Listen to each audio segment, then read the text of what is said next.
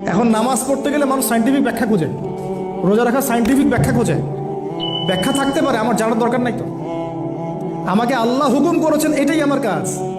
ব্যাখ্যা থাক না থাক সেটা আমার জানার দরকারও নাই। হ্যাঁ, থাকতে পারে, নাও থাকতে পারে, সব আমার বুঝে আসবে না, কিছু আসবে কিছু আসবে না। আমরা কোনো কোনো ক্ষেত্রে এটাকে, টেকনোলজিকে আমাদের ইলাহ বানিয়ে নিচ্ছি।